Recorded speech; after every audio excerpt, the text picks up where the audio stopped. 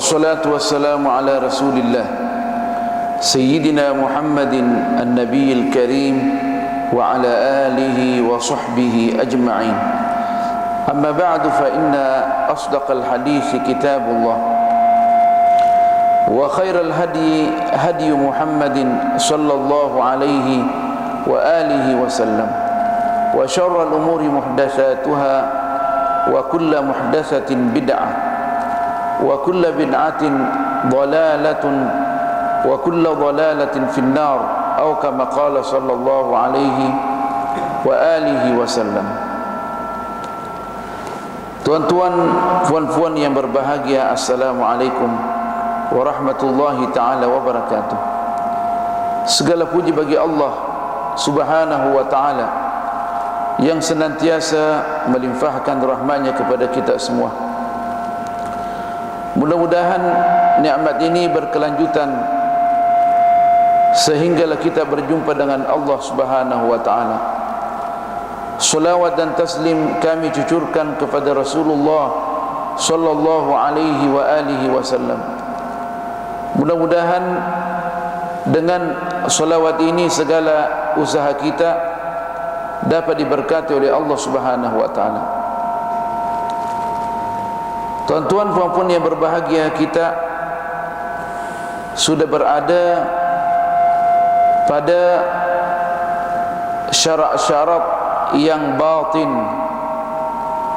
atau asyurutur ruhiyah al-batinah, syarat-syarat yang diminta di dalam melaksanakan ibadat puasa secara batin.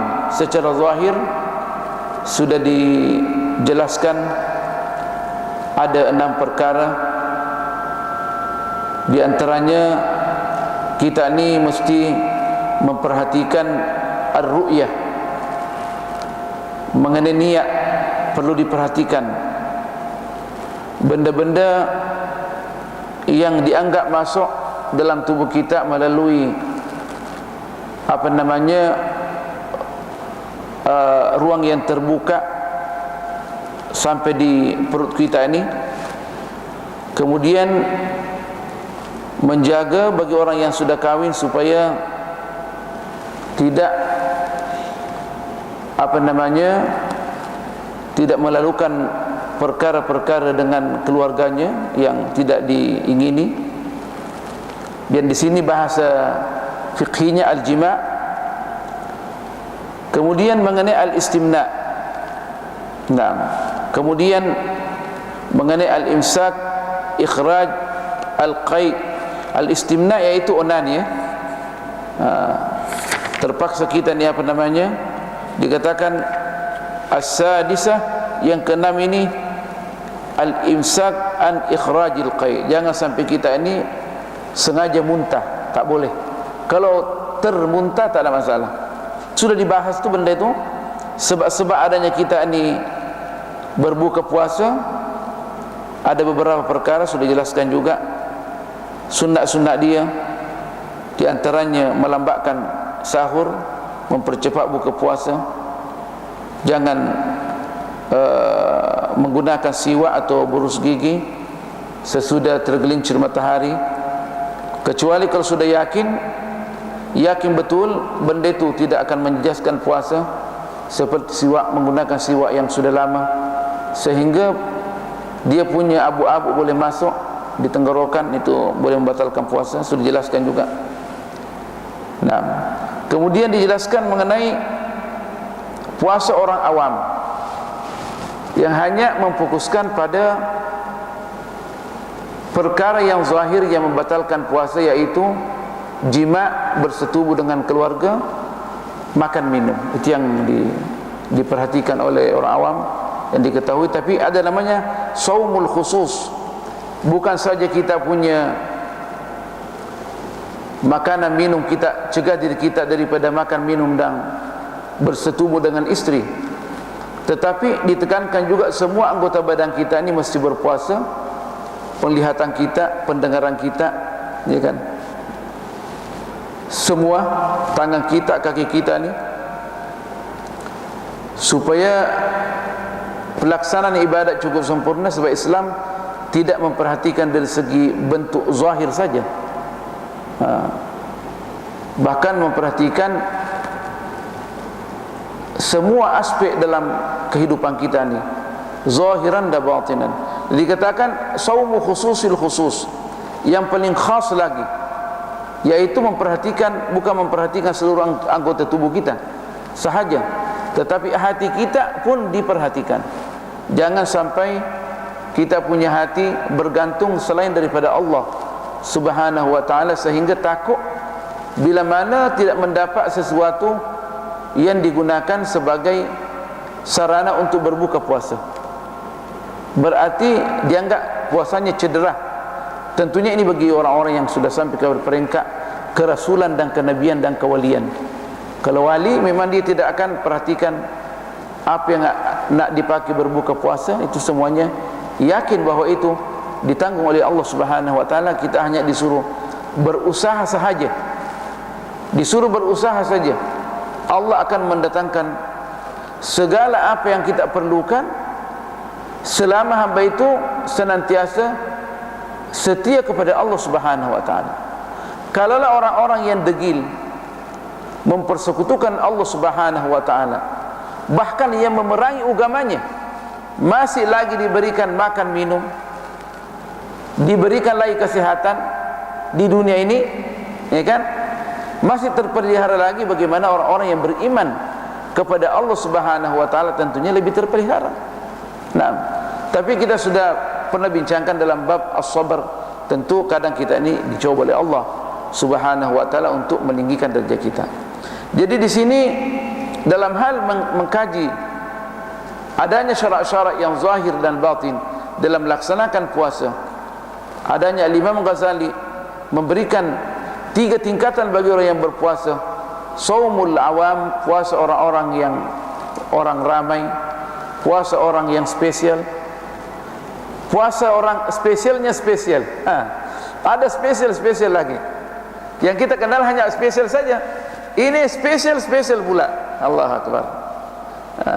Saya rasa kalau kita mendapat kurma daripada negara kita, saya rasa dibandingkan negara lain itu spesial punya, kurmanya spesial.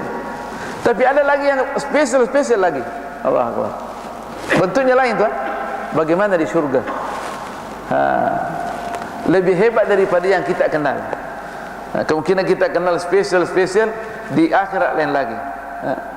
Makanya itu perlu diperhatikan beberapa masalah dalam tingkatan puasa yang telah digariskan dan diterangkan oleh Al-Imam Ghazali dalam bukunya Ihya Ulumuddin. Dikata ada 6 perkara yang perlu diperhatikan. Supaya kita ini sampai kepada peringkat yang tertinggi. Kita di dalam Islam, karena manusia tidak melihat maslahat yang sebenarnya, jadi kadang manusia ini nak bikin sesuatu apa adanya, cukup laksanakan kewajiban. Padahal manusia seandainya dia tahu masalah itu, bahawa ini akan mendatangkan kebahagiaan bagi dia, kedudukan yang baik, tentunya dia akan lakukan dengan tepat. Kita sudah mengetahui anak kita, bila mana kita tak perhatikan dalam bidang pendidikan, tak mendapat 5A, ya kan? Kalau kita tak tahu, kita biarkan saja. Tapi orang yang tahu bahawa anak bila mana mendapat 5A dan setelah itu mudah masuk di universiti dan mendapat kedudukan, tentu kita tidak akan tidur. Kita akan mengorbankan segala apa yang ada sama kita untuk anak kita. Macam mana untuk diri kita ni? Makanya itu dikatakan sebenarnya saumul awam sebagai peringkat awal menjaga makan minum kita ini. Dan jangan sampai terjerumus waktu kita bersama dengan keluarga dalam bidang jima', bersetubuh sangat berbahaya. Untuk lebih sempurnanya ada lagi masalah yang perlu diperhatikan. Semua anggota badan kita, bahkan pemikiran kita disuruh dijaga oleh Allah Subhanahu wa ta'ala. Orang kata ini berat, sebagaimana akan jelaskan, tidak berat bagi orang yang dimudahkan oleh Allah Subhanahu wa ta'ala. Siapakah orang-orang yang dimudahkan ini? Adalah orang yang senantiasa berusaha dengan penuh keikhlasan. Boleh sampai. Nah, orang boleh sampai kepada kewalian, yang mana kewalian ini merupakan kelanjutan daripada kenabian, tingkatan yang paling tinggi, kerasulan. Nah, kita boleh. Mana ini punya syarat-syarat dia ni, terutama dalam bidang puasa, yang mana puasa ini merupakan jembatan yang paling cepat kita sampai kepada kewalian. Syarat yang pertama yang perlu diperhatikan, kata Imam Ghazali, al-awwal ghaddul basar wa kaffuhu 'anil ittisa'i fi an-nadhari ila kulli ma yuzammu wa yukrah. Nah, kita mesti senantiasa mengontrol penglihatan kita ni. Ghaddul basar, ghaddu artinya mengelakkan pandangan kita ni melihat sesuatu yang tak baik, mencegah penglihatan kita ni. Maksudnya mengontrol penglihatan kita supaya jangan melihat benda-benda kecuali hanya yang baik saja. Makanya itu ditegaskan di dalam bulan suci Ramadan supaya senantiasa kita ni melihat Al-Quran, ya kan? Karena manusia pada dasarnya, kalau dia punya kehidupan tidak difokuskan kepada sesuatu yang baik, itu jelas dia akan menyeleweng kepada benda-benda yang negatif. Sebab inna nafsa la'ammaratun bisu'. Pada dasarnya kita punya hawa nafsu ini yang ada sama kita, yang ada di tubuh kita ni, senantiasa menyuruh kita berbuat kejahatan. Jadi apa yang kita boleh gunakan supaya al-ammara, an-nafsul ammara bisu ini boleh kita cegah, ya, bulan Ramadan kita disuruh perintahkan membaca Al-Quran. Kerana dengan Al-Quran inilah yang kita baca ini boleh menjaga kita. Melihat saja Al-Quran, kehidupan kita sudah berkah. Kerana dikatakan membaca Al-Quran dengan melihat mushaf lebih bagus daripada hanya menghafal saja. Itu lebih bagus. Itu tahqiqan oleh ulama. Meskipun orang yang menghafal Quran mempunyai kedudukan yang tinggi, kerana dia mengumpulkan antara membaca dan melihat dan menghafal. Al-Quran melihat saja sudah berkat. Kita sudah pelihara kehidupan kita. Makanya orang dicelah di akhirat ini orang yang tidak berusaha melihat Al-Quran di dalam kehidupan dia. Nah, sebab itu sifat Allah Subhanahu wa taala, kita nak berjumpa dengan Allah di akhirat, yang merupakan nikmat yang paling besar, sedangkan kita tak pernah lihat tengok dia punya surat Allah Subhanahu wa taala yang merupakan sifat Allah, kalamullah. Di antara sifat Allah adalah kalamullah, mesti ditengok. Sebab satu-satunya jalan yang mengantar kita kepada kehidupan yang bahagia dunia dan akhirat adalah Al-Quran Al-Karim. Nah, semua inna hadzal Qur'ana yahdi lillati hiya aqwam. Sesungguhnya Al-Quran ini mengantar kita kepada jalan yang paling baik, the best way. Itu aqwam, the best way, ya.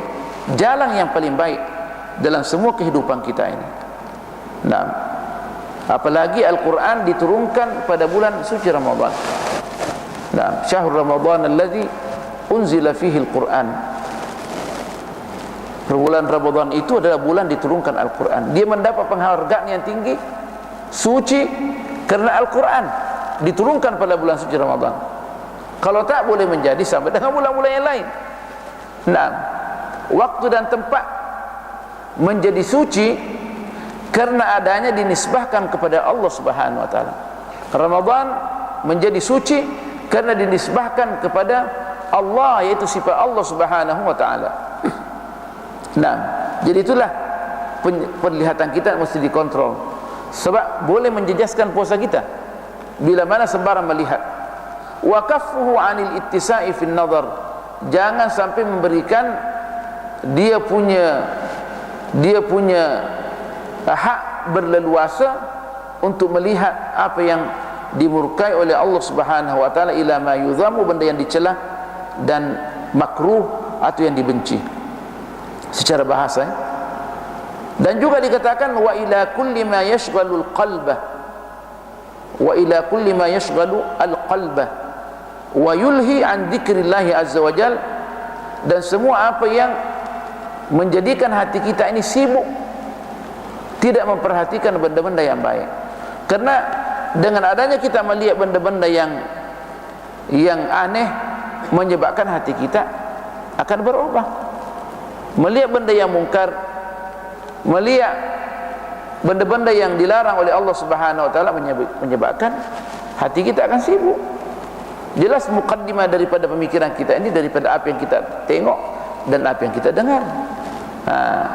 Makanya itu sebagian sahabat bila mana berpuasa, ya kan, mereka jauh daripada istri karena takut bila mana terjadi benda-benda yang tak diingini, apalagi mereka yang baru masuk Islam lagi pada waktu itu. Kemungkinan kita ni boleh saja mengontrol diri, tapi kadang kita mengatakan orang Asia syahwatnya tak tinggi mana, tapi berapa banyak benda yang terjadi mengikut apa yang kita dengar. Apalagi saya ini, artinya pertanyaan SMS, WhatsApp 24 jam berjalan. Pertanyaan benda-benda seperti ini, ya Ustaz 4 tahun saya tak puasa. Macam mana nak menyelesaikan? 4 tahun saya tak puasa. Siap sudah, tak tahu dia Pak. Macam mana nak menyelesaikan? Baru saya terima pertanyaan mulai WhatsApp 4 tahun. Allah Allah. Itu kemungkinan masih mending ada yang 10 tahun. Gimana kira-kira? Di bulan suci Ramadan dia berbikin benda, dia membuat benda-benda yang dimurka oleh Allah Subhanahu wa taala. Tetapi manusia selama sungguh-sungguh kembali kepada Allah, Allah akan menerima kita selama sungguh-sungguh. Jadi kita kembali bahawa ila kulli ma yashghalul qalba wa yulhi an dzikrillah, kita mesti hindari jauh-jauh. Makanya itu program TV dan yang lainnya mesti sebelum Ramadan ini kita sudah kontrol semua.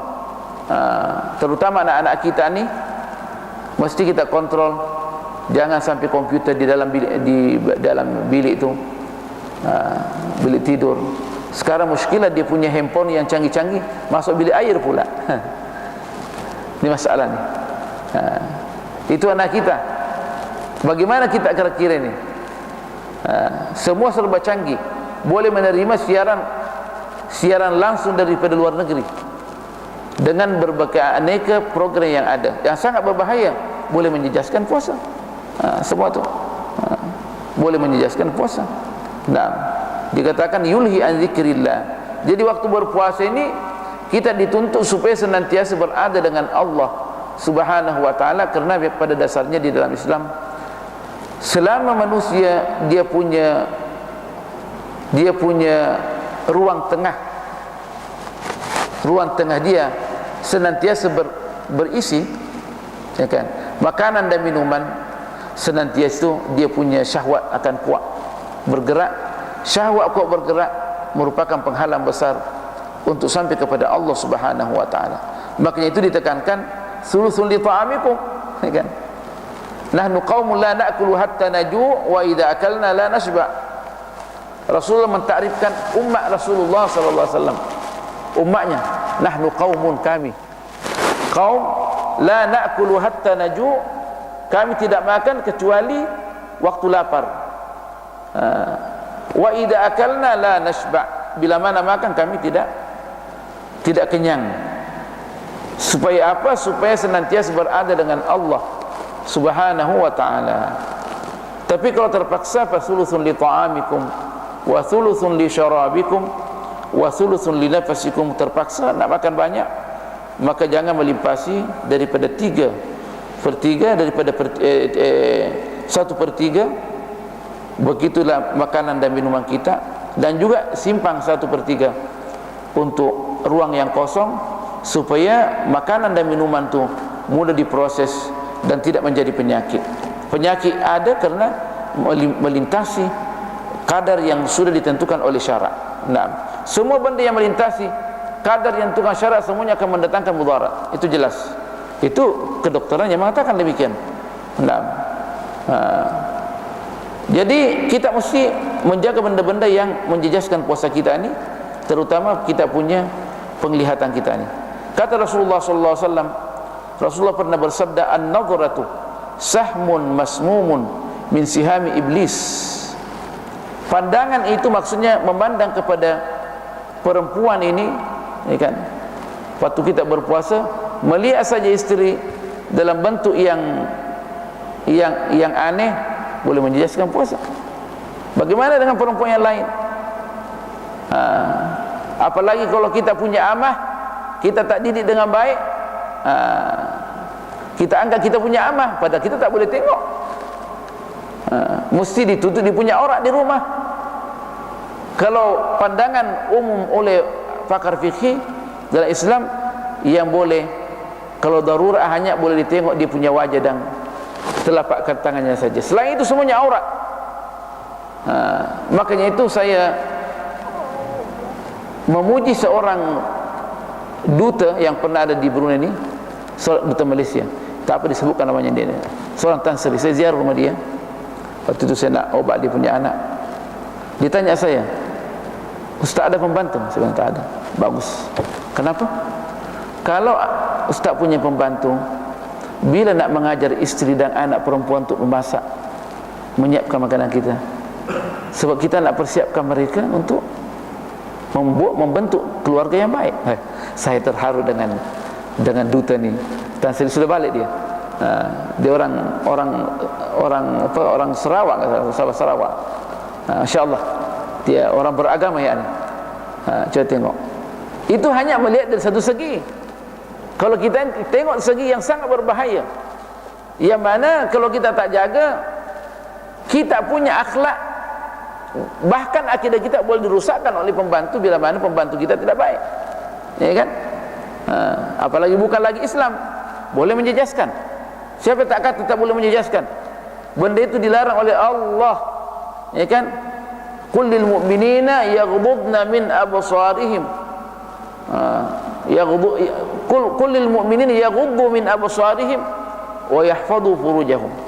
Katakanlah hai Nabi yang mulia kepada orang lelaki yang beriman supaya mengontrol dia punya pandangan, menjaga kemaluan dia. Begitu pula al-mu'minat, wa kullil mu'minati yaghuddna min absarihinna wa yahfadna furujahunna. Katakanlah kepada perempuan yang beriman supaya pandangannya dikontrol dan dia punya kemaluan juga dijaga. Okay? Jadi tengok, sangat berbahaya karena memang antara lelaki dan perempuan tidak boleh dibiarkan begitu saja. Dia ibarat api dan bensin, berjumpa memang akan menyala. Itu otomatik. Orang mengatakan tak cantik dah. Di dalam masalah ini tak ada namanya tak cantik. Sebab cantik dan tidak cantik itu benda relatif, berubah-ubah. Kadang saya pernah melihat seorang pensyarah universiti, handsome sungguh, orang putih, dia punya isteri yang disayangi adalah orang Afrika. Dilihat cantik. Jadi apa yang dikatakan syarah ini, an-nadhratu sahmun masmumun, pandangan kepada perempuan merupakan sahmun, anak panah yang beracun. Itu kata Rasulullah, anak panah yang beracun. Daripada apa? Daripada panah-panah iblis, la'anahullah, Allah melaknat dia. Faman tarakaha, barang siapa yang meninggalkan pandangan ini, artinya tidak dia menjadikan pandangan dia berleluasa, khaufan minallahi ta'ala, karena takut daripada Allah Ta'ala Azza wa Jalla, imanan, karena percaya bahawa bila mana dia melihat, maka sangat berbahaya akibatnya api neraka ini. Bila mana kita tunduk, maka kita akan diberikan kedudukan yang paling tinggi di syurga. Imanan yajidu halawatahu fi qalbihi, niscaya dia akan mendapati kemanisan keimanan itu di dalam hatinya. Itu otomatik. Boleh perhatikan. Bila mana ada perempuan yang jalan di jalan, kita bawa kereta, kita jalan tak tengok dia dan berdoa kepada Allah, ya Allah gantikanlah saya kelezatan, kemanisan iman daripada kemungkaran yang ada berjalan di jalan raya ni. Melimpah saja kita terasa sedap. Terasa sedap. pasti terasa sedap. Pasti kita punya kehidupan ini jadi ceria. Itu otomatis, sebab itu janji Allah Subhanahu wa taala. Naam. Wa rawa Jabirun an Anasin. Jabir meriwayatkan daripada Anas radhiyallahu an daripada Rasulullah sallallahu alaihi wasallam annahu qala khamsun yufattirna as-shaimah. Ada 5 perkara yang menjadikan orang berpuasa itu batal puasa dia. Al-kadzibu, berdusta. Nah, tentunya dusta yang pada galibnya dusta yang dia punya maslahat membatalkan kebenaran. Tapi kalau kita berbohong untuk memperbaiki hubungan antara satu sama lain, itulah itu.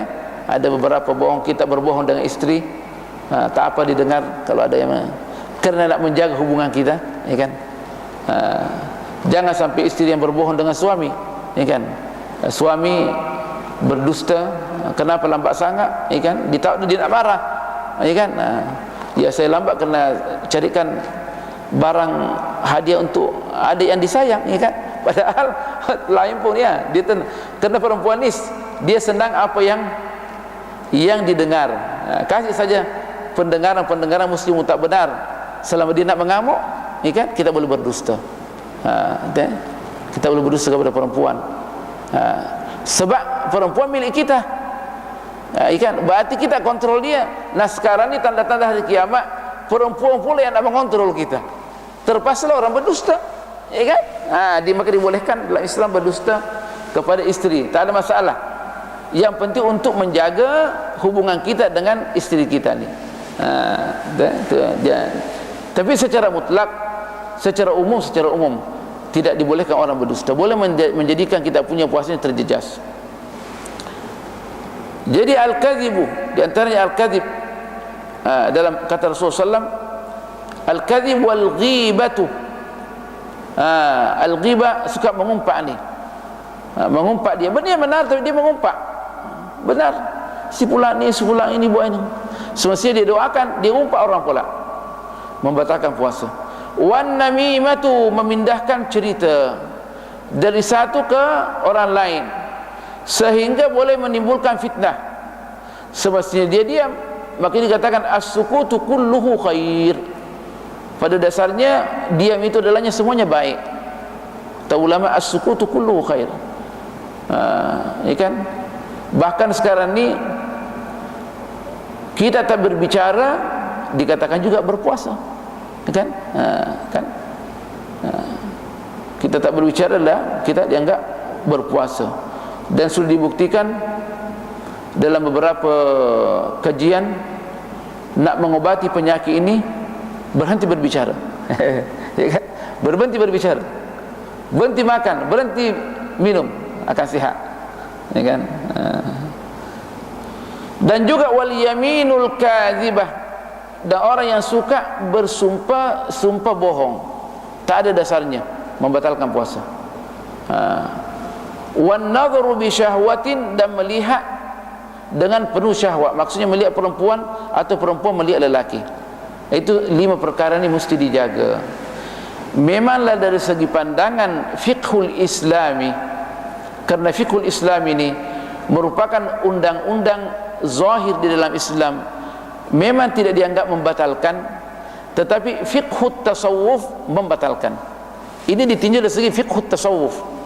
Orang kata mana ada di dalam fikih ini? Tak ada pun dijelaskan yang 5. Betul, tidak ada dalam al-fiqhu az-zahir. Tapi fiqhul batin adalah dijelaskan bahawa dia membatalkan. Saat dia punya hati tidak betul. Boleh kita praktekkan waktu berwudu saja. Kita berwudu, kita berada dalam keadaan rohani yang paling luar biasa tinggi.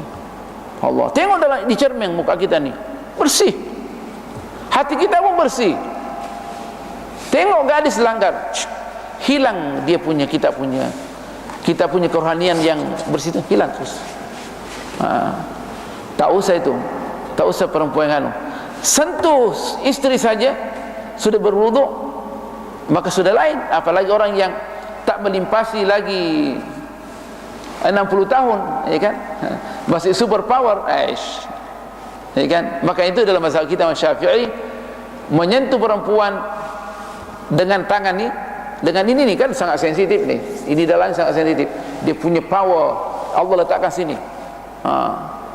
Begini saja, menurut Imam Syafi'i batal wudu. Sebab yang beroperasi pada waktu itu adalah syahwat, bukan keimanan. Kalau keimanan tak masalah, ya kan? Lain daripada Rasulullah meskipun dia punya kekuatan melempasi 40 lelaki yang hebat, tetapi jauh boleh mengontrol syahwatnya, kan? Tapi kita ini jangan coba-coba. Sentuh saja sudah lain tu perasaan kita. Makanya itu mesti dihindari benda-benda yang seperti ini. Meskipun dalam tempat yang lain nanti dikatakan mencium istri tak ada masalah, selama yakin boleh mengontrol diri. Tapi saya rasa bagi seorang yang tak melimpasi 60 tahun ni, saya ni 50 tahun belum lagi, saya rasa belum lagi boleh tu, ya kan? Tapi ada lagi 60 tahun melebihi 40 tahun, jadi itu tak boleh juga. Seandainya yang 60 tahun lebih ni tengok istrinya sendiri boleh menjadikan dia kembali 25 tahun, itu tak boleh juga. Itu bahaya.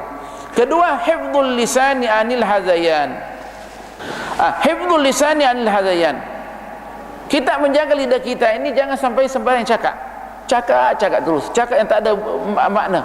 Makanya disuruh banyak berzikir. Tak boleh baca Al-Quran, baca qul huwallahu ahad banyak-banyak. Kalau kita membaca Al-Quran, otomatik di dalam hadis dikatakan kalau membaca satu huruf langsung mendapat 10 pahala. Kata Rasulullah, la aqulu alif lam mim harf, tapi alifun harfun, mimun harfun, lamun harfun. Berarti 30 tu dia 3 huruf tapi menjadi 30 pahala. Itu hari-hari biasa. Bulan suci Ramadan digandakan belaka, semua digandakan bagi orang yang berpuasa. Kerana apa? Kerana kerohanian. Itulah tuan-tuan, perempuan, kita kadang melihat satu teks nas, pahala terus menjadi 10, boleh terjadi 70, boleh jadi 700. Kenapa tu kira-kira? Karena dia semuanya berpatokan kepada kerohanian kita. Sampai di mana hati kita ini bergantung kepada Allah, rindu kepada Allah. Sampai itulah kita punya pahala. Sekali beramal boleh saja terus 700. Tetapi lain daripada puasa. Sebagian dijelaskan, orang yang berpuasa ni, fa innahu li wa ana ajzi bi, saya lah yang memberikan pahala bagi orang yang berpuasa. Saya lah, fa innahu li, dia berpuasa sungguh-sungguh kerana saya. Semua amalan yang lain kerana dia pada zahirnya. Puasa kerana saya, kata Allah dalam hadis kursi. Fa innahu li, sesungguhnya puasa itu adalah sungguh-sungguh diperuntukkan untuk saya. Wa ana ajzi bi, saya lah yang memberikan pahala. Berapa? 700? Lah, bukan 700, banyak lagi.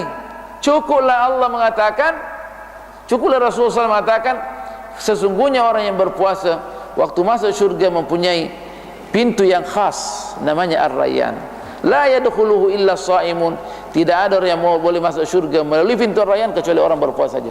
La yadkhuluhu illa as-shaimun. Hebatnya orang yang berpuasa ini.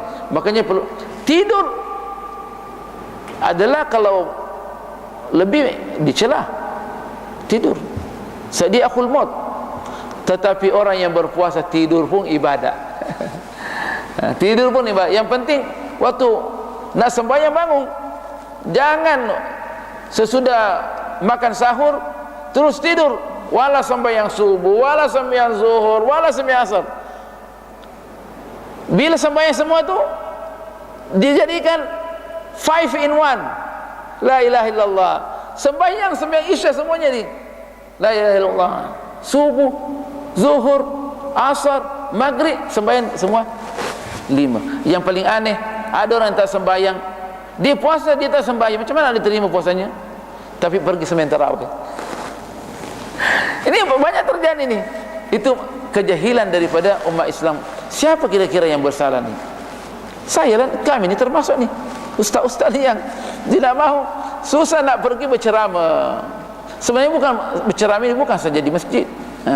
Jumpa orang, kita berikan doktrin dia, berikan pemahaman tentang agama. Wajib sebenarnya itu. Kita ke pasar, kita tengok orang, kasih nasihat. So kita akan ditanya oleh Allah Subhanahu wa taala. Berjumpa dengan orang yang berjual di kedai, dia tak pakai kudung, seorang ustaz, wajib dia sampaikan. Tak ada pilihan. Ustaz di sini maksudnya mengetahui undang-undang. Saya bukan ustaz, tak ada serban macam ustaz Bahdari. Tak boleh. Selama tahu bahawa benda ini bertentangan dengan undang-undang Allah, mesti kasih nasihat. Sekurang-kurangnya katakan, kita Islam kan? Islam. Kenapa tak pakai kudung? Kan? Sekurang-kurangnya tu. Kalau kudung kan lebih cantik lagi tengok, kan? Bukan Islam, masuk Islam lah. Kan? Itu. Saya cuma tak pandai bahasa putih saja. Kalau bahasa putih pandai, Allahu Akbar. Itulah. Jadi hifdzul lisani 'anil hadayani wal kadhibi wal ghibati wan namimati. Tak ada masalah. Saya akan ulang balik nanti di kemungkinan di masjid lain, tetapi kita ambil saja kesimpulan menjaga lidah ini makanya mesti diperbanyak kita ini berzikir. Kemudian kaffu baqiyati kaffu sam'i 'anil isgha'i, pendengaran mesti didengar dengan baik. Kemudian kaffu baqiyatil jawarih 'anil asam, begitu pula semua anggota badan kita ini.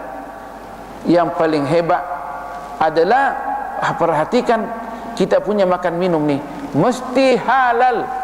Sebab kita sekarang berada di masa mana hampir semuanya orang tidak terjejas dengan perbuatan riba. Orang yang menyimpang dia punya harta di bank sehingga keuntungannya dipakai untuk berbuka puasa, sorry, tak diterima oleh Allah Subhanahu wa taala. Sebab itu benda yang haram. Haramnya haram. Benda yang daripada hasil riba ini haramnya haram, kecuali kalau dimengatakan bank Islam dan benda itu diproses mengikut sistem perniagaan Islam, diperdagangkan segala, ya kan? Tapi adapun kalau di benda itu keuangan kita, ini tidak, saya tak mengatakan semuanya bank Islam, tapi hampir semuanya bank Islam juga diproses oleh bank dunia. Kita katakan simpang Islamic Bank. Kemudian prosesnya, makanya sebelum disimpan uang ni untuk dijadikan sebagai sumber makan minum kita ni, terutama Ramadan, mesti tahu bagaimana sistem proses kita punya modal yang disimpan di bank. Betul tak? Jangan simpan saja. Tak ada masalah, tak boleh. Mesti kita akan ditanya oleh Allah Subhanahu wa taala. Bukan sembarang Islamic Bank. Yakin bahawa di proses kita punya modal. Saya sudah sampaikan, dan memang saya akan sampaikan. Itu yang saya mau. Kemudian yang kadang ayyakuna qalbuhu ba'da al-iftari mu'allaqan mutarran bain al-khawf wal raja', biar hati kita ini berada pada dua situasi, antara takut dan rindu kepada Allah. Takut dari api dan neraka dan rindu kepada Allah. Tentunya pertama syurga adalah yang nikmat yang paling besar Allah Subhanahu wa taala. Kalau kita boleh menjaga 6 perkara ini, insyaallah kita boleh sampai kepada puasa orang-orang wali, puasa orang-orang yang terdekat kepada Allah Subhanahu wa taala. Tuan-tuan dan puan, mudah-mudahan apa yang kami sampaikan ini dapat memberikan manfaat. Bismillahirrahmanirrahim. Alhamdulillah wassalatu wassalamu ala Rasulillah Sayyidina Muhammadin an-nabiyil karim wa ala alihi wa sahbihi ajma'in. Allahumma inna nas'aluka bima'aqidil 'izzi min arshik wa muntahar rahmati min kitabik wasmikal a'zam وجدك الأعلى وكلماتك التامة أن تعيننا على ذكرك وشكرك وحسن عبادتك، وأن توفقنا في طاعتك وخدمة دينك، وأن تجعلنا دائما في نظرك يا أرحم الراحمين. بارك لنا في شعباننا وبلغنا رمضان وارزقنا بركات ليلة القدر. اللهم ارزقنا بركات ليلة القدر. اللهم ارزقنا بركات ليلة القدر. احفظنا في نهار رمضان وفي أيامه. اللهم احفظنا في نهار رمضان وفي ليله. اللهم احفظنا في نهار رمضان وفي ليله يا أرحم الراحمين. احفظنا قائما احفظنا قائمين واحفظنا جالسين واحفظنا راقدين يا أرحم الراحمين، واغفر لنا ولوالدينا ولآبائنا وأمهاتنا ومشايخنا ولمن له حق علينا، واحفظ أولادنا وأولاد المسلمين، واحفظ هذه البلدة بروني دار السلام وسلطانها ووزراءه من المسلمين وسائر بلاد الإسلام، وصل اللهم على سيدنا محمد والحمد لله رب العالمين، والسلام عليكم ورحمة الله تعالى وبركاته.